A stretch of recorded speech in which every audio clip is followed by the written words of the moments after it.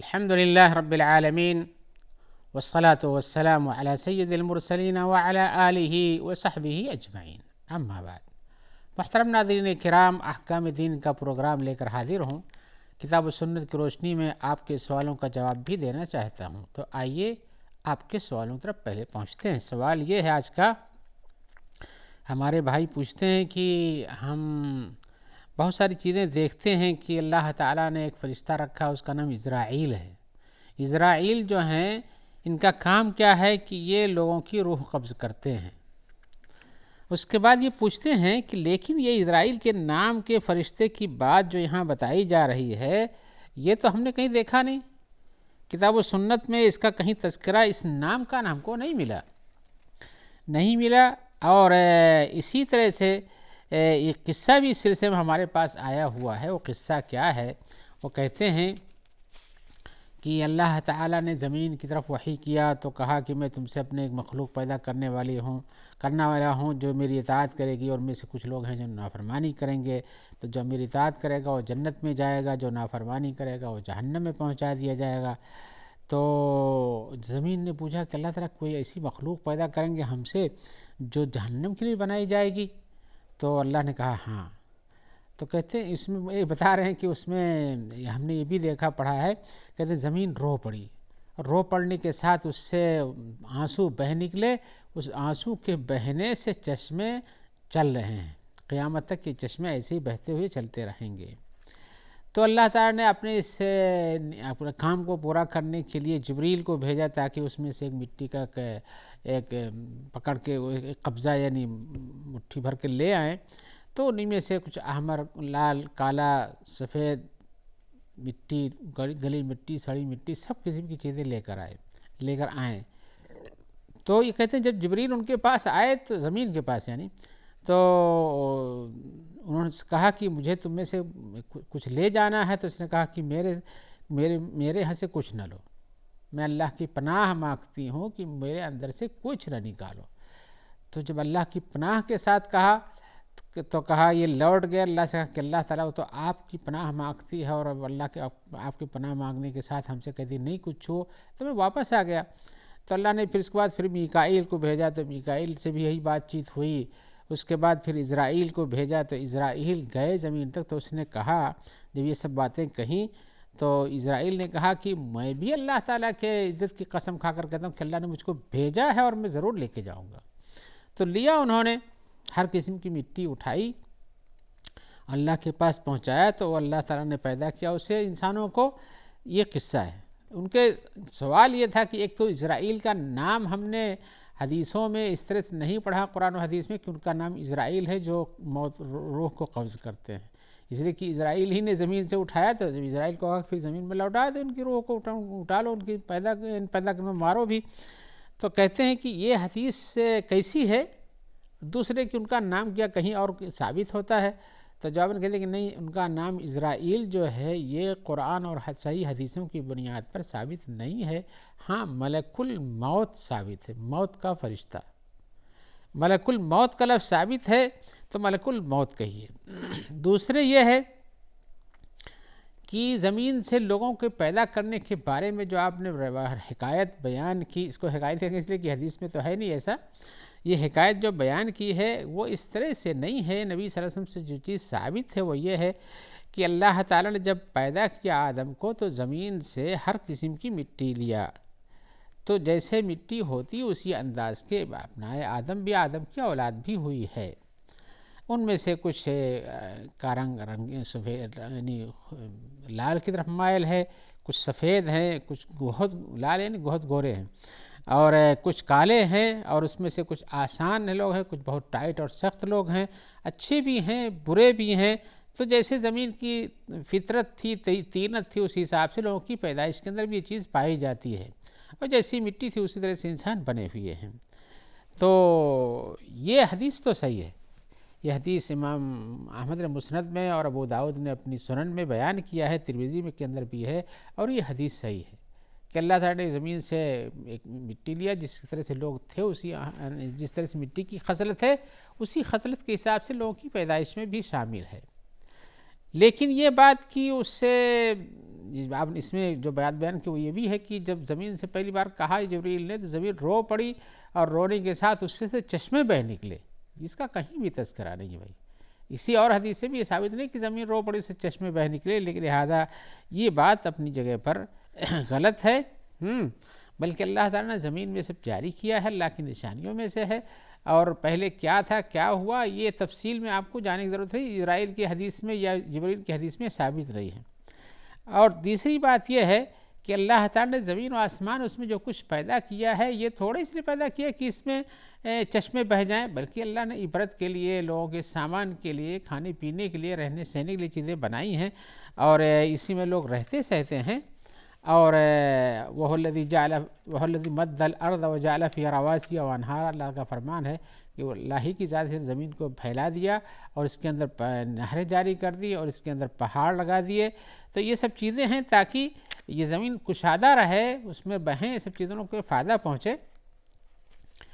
اور یہ ہے دوسرے یہ بھی کہ زمین نے جب جیسے آپ نے جو روایت نقل کی ہے اس میں کہ زمین آئی تو پناہ نہیں ہم نہیں دے سکتے ہیں، اور اللہ زمین کو کیا حق ہے کہ اللہ تعالیٰ کا فرمان آپ وہ بیان کرتے کہا کہ ہم کو نہیں دینا ہے. تو یہ تصور بھی غلط ہے. اس لیے کہ اللہ تعالیٰ نے آسمان کب بنایا، زمین کب بنایا، اس کے بارے میں تو قرآن مجید کا فرمان ہے ثم استوى الى السماء وهي دخان فقال لها وللارض ائتيا طوعا او كرها فقالتا اتينا طائعين. کہ اللہ تعالیٰ یہ سب دھواں کی شکل میں تھا تو آسمان تو زمین و آسمان کو کہا کہ تم لوگ آؤ، تو وہ لوگ آگے آ کے پہنچ گئے. تو یہ سب چیزیں کب بنی، کیسے بنائی گئی، اللہ یہ سب اس میں یقین زمین کے رونے سے اور پانی بہانے سے بن گیا ہے. اور دوسرے ایک بات بتائیں کہ یہ روایت جو آپ نے نقل کی ہے وہبی بن منبہ سے ہے. وہبی بن منبہ کی روایات میں اکثر وہ چیزیں شامل ہیں جو بنو اسرائیل کی کتابوں میں، گڑھی ہوئی کتابوں میں پائی جاتی تھیں. تو ان گڑھی ہوئی چیزوں کو شریعت کی طرف منسوب کر کے کہنا کہ اللہ یہ حدیث میں آیا ہوا ہے، یہ چیز غلط ہے، ایسا نہیں کرنا چاہیے. آئیے ایک اور سوال کی طرف آتے ہیں. سوال میں ہمارے بھائی پوچھ رہے ہیں کہ کیا ہم زکوٰۃ کی ادائیگی کے لیے خود سے زکوٰۃ ادا کرنے جائیں، یا یہ کہ ہم انہیں ان جمعیتوں اور ان سوسائٹیوں کو دے دیں جو اس پر کام کرتی ہیں اور وہ لوگوں تک پہنچانے میں مدد کرتی ہیں، ان کو دے کر کے ہم چھٹی پا سکتے ہیں. اور ہم جواب میں کہیں گے بلا شبہ آج کل کی بہت ساری جگہیں ہیں جہاں پہ زکوٰۃ جمع کی جاتی ہے اور ان سے لیا جاتا اور تقسیم کرتے ہیں. یا کہ اسلامی ملکوں میں جہاں یہ نظام باقی ہو جو ہونا چاہیے تھا کہ بیت المال قائم کیا جاتا ہے اور بیت المال سے پھر ملک کے اندر تقسیم کیا جاتا ہے، زکوٰۃ وہاں لوگوں سے وصول کر کے لی جاتی ہے اور تقسیم کی جاتی ہے. اگر یہ صورتحال نے آپ کو خود ہی زکوٰۃ دینی ہے تو آپ اگر ایسی جگہ جہاں آپ جانتے ہیں کہ وہاں مسکین و محتاج ہیں خود پہنچا دیتے ہیں تو فرض نہیں، یہ اچھی بات ہے. اس لیے کہ آپ کو اطمینان رہے گا اس وقت آپ کے قرابت داروں میں سے کون مسکین ہے، آپ کن مسکینوں کو جانتے ہیں، آپ کے محلے میں کون غریب فقیر ہے جو مستحق ہے. اگر آپ خود دیتے ہیں تو اس میں کچھ حرج کی بات نہیں، بلکہ یہ بہتر ہے. لیکن اگر آپ ایسا نہیں کر سکتے ہیں تو آپ ان جمعیات کو دیں جن کے بارے میں آپ کو اعتماد ہے، جن کا ایک کاروبار ہے اور ان کو حکومتوں کی طرف سے توثیق حاصل ہے، لوگ کہتے ہیں کہ ہاں یہ ٹھیک کام کرتے ہیں. بلا جانے بوجھے ایسی جگہوں پہ نہ ٹرانسفر نہ کریں جہاں کی آپ جانتے نہیں ہیں کچھ. تو حقیقتاً جب وہ ثقہ ہوں، مامون ہوں، ان کا کام معلوم ہو، ان کے حساب کتاب ہوں، تو آپ اس جگہ دے دیں، وہ مستحقین کو پہنچا دیتے ہیں تو اچھی بات ہے، اس میں کچھ حرج نہیں ہے آپ کے لیے. آئیے ایک اور سوال کی طرف آتے ہیں. سوال میں پوچھ رہے ہمارے بھائی کہ وہ بچے جو اپنے ولادت کے ٹائم پورا ہونے سے پہلے گر جاتے ہیں، کیا ان پر ہم جنازے کی نماز پڑھیں، ان کا نام بھی رکھیں یا نہ رکھیں، بلا نام کے ان کو چھوڑ دیں اور ایسے ہی ان کو دفن کر دیں، یا کیا کریں؟ ہم جواب میں کہیں گے اس سلسلے میں آپ کو ایک تفصیل مختصر سی یہ ہے کہ بچہ جب وہ پیدا ہو، زندہ پیدا ہو، اس سے آواز اس کے منہ سے سنائی دے آپ کو، تو وہ پوری طرح سے کامل انسان کیا حق حاصل کر لیتا ہے. یعنی اس کا نام بھی رکھنا چاہیے، اور اس عقیقے بارے میں بھی لوگوں کو کچھ اختلاف ہے لیکن ایسا ہے کہ عقیقہ بھی کرنا چاہیے، اور پھر اس کے جنازے کی نماز پڑھنی چاہیے. اور اس میں عام طور سے یہ بات کہی جاتی ہے کہ اس پر لوگوں کا اجماع ہے، جیسا کہ علامہ ابن قدامہ وغیرہ نے بیان کیا ہے کہ اہل علم کا اس بات پر اجماع ہے کہ جب کسی بچے کی پیدائش کے بعد اس کی زندگی کو پتہ چلے کہ یہ زندہ پیدا ہوا ہے اور اس کے بعد اس سے آواز نکلی ہے تو اس پر نماز پڑھی جانی چاہیے۔ اور نماز پڑھی جانے کا مطلب یہ ہے کہ پوری جیسے جس طرح کہ انسان مرتا ہے اس کی جنازے کی نماز ہوتی ہے، اس کا نام رکھا جاتا ہے، یہ سب ہونا چاہیے۔ لیکن اگر بچہ پیدا ہوا ہو اور اس سے آواز نہیں آئی اور وہ مر گیا تو گویا کہ مردہ ہی تھا یا کہ مردہ ہی پیدا ہوا، اگر آپ کو زندگی محسوس نہیں ہوئی تو اس کو بھی دھویا جائے گا، نہلایا جائے گا، اس پر نماز پڑھی جائے گی، اس کا بھی نام رکھا جائے گا۔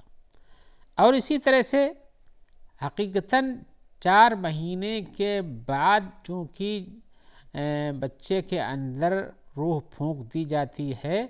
اور اس کی قسمت وغیرہ جیسا کہ حدیثوں میں تفصیل آئی، ہم وہاں نہیں جانا چاہتے ہیں، لکھ دی جاتی ہے تو اس کی زندگی بارے میں کیا کیا ایسا کچھ ہے، لیکن 4 مہینے کے بعد روح پھونک دی جاتی ہے۔ 4 مہینے کے بعد جو بچہ پیدا ہوتا ہے، اس کے بارے میں 4 مہینے کے بعد پیدا ہوا ہے تو اس کے بارے میں علماء کا خیال، بہت سارے علماء کا خیال یہ ہے کہ اس پر نماز پڑھنی چاہیے، اس کو غسل بھی دینا چاہیے، اس کو دفن بھی کرنا چاہیے۔ اور یہ جیسا کہ امام احمد نے اور سعید مسیب نے، ابن سیرین نے، اسحاق بن راہوے اور لوگوں نے کہا ہے، اور حضرت عبداللہ ابن عمر نے ایسے پیدا شدہ بچے کے اوپر جنازے کی نماز بھی پڑھی ہے۔ لیکن یہ ہے کہ اگر یہ کوئی ایسا پیدا ہو جس کی زندگی کے بارے میں شبہ ہو، یعنی 4 مہینے کے بعد کا نہ ہو، یہ 4 مہینے کا ہو گیا تھا یا کہ اس کے پہلے کا ہے تو شبہ ہو، تب بھی یہ ہے کہ اس پر نماز پڑھی جانی چاہیے۔ لیکن مسئلہ صرف یہ ہے کہ اگر وہ 4 مہینے سے پہلے ہی پیدا ہوا تو یہاں خلاف شروع ہوتا ہے، لیکن اس کے پہلے بعد میں جو پیدا ہوتا ہے بچہ 4 مہینے کے بعد، تو اس پہ نماز پڑھنے کے ساتھ یہ بھی دعا بھی جنازے کی دعا میں کیا جاتا ہے، دعا کہ اللہ تعالیٰ اس کو اس کے والدین کے لیے ایک توشہ بنا دے جو قیامت میں آخرت میں کام آئے۔ تو اس میں دعا تو بچے کے لیے بھی ہے، بچے کے والدین کے لیے بھی ہے، تو وہ دعا کرنے میں یا اسی طرح سے جنازہ پڑھنے میں کوئی حرج نہیں ہے۔ اور یہ دعا بھی اپنی جگہ پر جو کی جاتی ہے ایک اچھی چیز ہے۔ البتہ یہ ہے کہ جب 4 مہینے کا نہیں ہو، اس کے پہلے ہی ابھی خون کا لوتھڑا جمع ہی تھا، روح اس میں نہیں آئی تھی، تبھی وہ گر گیا ہے، اور ایسا ہوتا بھی ہے،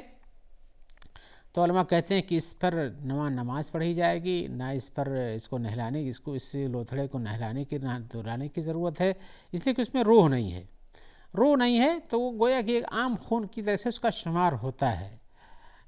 لہذا اس پر ایسی کوئی چیز نہیں ہے۔ اسی لیے رسول اللہ صلی اللہ علیہ وسلم کی ایک حدیث استدلال کرتے ہیں اس پر، وہ کیا ہے حدیث؟ وَالسِّقْطُ يُصَلَّى عَلَيْهِ وَيُدْعَى لِوَالِدَيْهِ بِالْمَغْفِرَةِ وَالرَّحْمَةِ،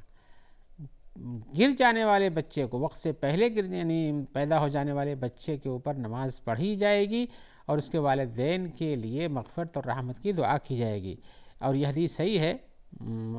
ابو داؤد وغیرہ میں حدیث موجود ہے جس کو ہم نے بھی عربی میں سنایا ہے۔ تو حقیقت یہ ہے کہ اس سقط کہتے ہیں اس بچے کو جس کو معلوم ہے اس کا کہ یہ بچہ ہے، جس میں شکل نہیں بنی ہے، روح نہیں پڑی تھی، لہذا اس کو بچے کا نام دینا تو درست نہیں ہے، اس وقت تو اس کے پہلے خون ہی کی شکل تھا، لہذا جب وہ بچہ کی تیار ہو جائے تو اس پر یہ سب کام کرنا، یعنی 4 مہینے کے بعد یہ سب شکل تیار ہوتی ہے، بنتی ہے اور اس میں روح پھونکی جاتی ہے۔ اگر آپ کو دیکھنے میں ایک اشکال یہ بھی ہو سکتا ہے کہ دیکھنے سے آپ کو تو نہیں پتہ چلتا کہ یہ لڑکا ہے یا لڑکی ہے، تو اس کا نام رکھنے کے بارے میں ایسا کوئی نام رکھیے جو کسی میں بھی چل سکتا ہو، اس لیے کچھ حرج نہیں ہے، نام رکھنے میں بھی نام رکھ سکتے ہیں، اور اسی طرح سے اس پر جنازے کی نماز پڑھ سکتے ہیں، پڑھنا چاہیے اور دفن کر دینا چاہیے کپڑوں میں لپیٹ کر کے۔ لیکن اگر 4 مہینے سے پہلے کا ہے، خون کا جمع ہوا لوتھڑا ہے اور اس کے علاوہ کچھ بھی نہیں، اس میں حیث و حرکت نہیں ہے، تو پھر یہ سب کام کرنے کی ضرورت نہیں۔ آئیے ہم ایک اور آگے کے سوال طرف آتے ہیں۔ سوال میں ابھی یہ پیدائش کی بات تھی، یہ موت کی بات ہے۔ ہمارے بھائی پوچھ رہے ہیں کہ سکرات الموت جس کو کہتے ہیں، یعنی موت یعنی مرنے کے وقت کی مشکلات، ظاہر بات ہے روح بہت آسانی سے جسم سے نہیں جاتی ہے، جسم کو بڑی تکلیفیں اٹھانی پڑتی ہیں، اسی کو سکرات کہتے ہیں۔ تو کہہ رہے ہیں کہ کیا سکرات الموت کا بھی کوئی ثواب ہے؟ اس لیے کہ سکرات الموت میں تو انسان کو بڑی تکلیفیں ہوتی ہیں اور ان تکلیفوں کو سہتا ہے تو کیا اس کا بھی کچھ ثواب ملتا ہے؟ حقیقت یہ ہے جواب میں کہ بھائی مومن تو ہر وقت ثواب کی امید رکھتا ہے، کوئی بھی مشکل پیش آ جائے اس میں صبر کرتا ہے، مشکلات کا سہنا بھی ایک کام ہے، اور مشکلات پر صبر کر کے اللہ کی تعریف کرنا اور اس سے امید اچھی رکھنا بھی ایک کام ہے۔ تو حقیقتاً مومن کا کوئی کام جو ہے یہ ثواب سے خالی نہیں ہوتا ہے، ثواب یہ مومن کی بات کہہ رہا ہوں، ثواب سے خالی نہیں۔ حدیث میں جیسا کہ آیا ہوا ہے کہ مومن کا ہر کام، مومن کا معاملہ بھی بہت اچھا ہے، اللہ تعالیٰ اس سے خوش ہوتے ہیں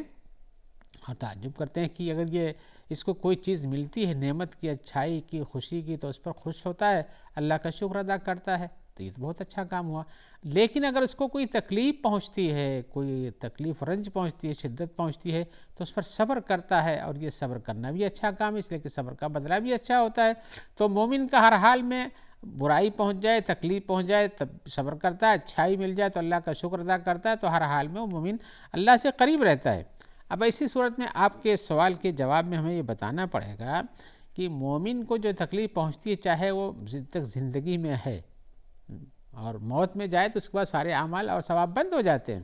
لیکن زندگی میں جب تک بھی موت نہیں، جب تک تو زندگی ہی میں بھلے سے سکرات الموت میں ہے، تو سکرات الموت بھی اس کے لیے صبر کرنے والی تکلیفوں پر اس کے لیے فائدے کا کام ہے۔ اللہ تعالیٰ فرماتے ہیں وما اصابکم من مصیبت فبما کسبت ایدیکم ویعفو عن کثیر، تمہیں جو کچھ مصیبت پہنچتی تمہاری غلطیوں کے نتیجے میں ہے اور بہت ساری چیزوں کو معاف کر دیتا ہے، صبر کرتا ہے تو بھی اس کے لیے اچھا بنتا ہے۔ حدیث دوسری حدیث ہے، سنا دیں، ایک حدیث سنا دیں، لا یصیب المؤمن ہم ولا غم ولا اذى حتى شوکۃ یشاکھا الا کفر اللہ بها عنہ، مومن کو کوئی بھی غم و تکلیف پہنچتی ہے، یہاں تک کہ کانٹا چبھ جائے اور اس پر صبر کرتا ہے تو اللہ تعالیٰ اس کا بھی ثواب دیتے ہیں۔ تو سکرات الموت تو اور بڑی چیز ہے، تو بلا شبہ یہ تو اور بھی ثواب کی چیز ہے، لہذا مومن کو ہر حال میں صبر کرنا چاہیے۔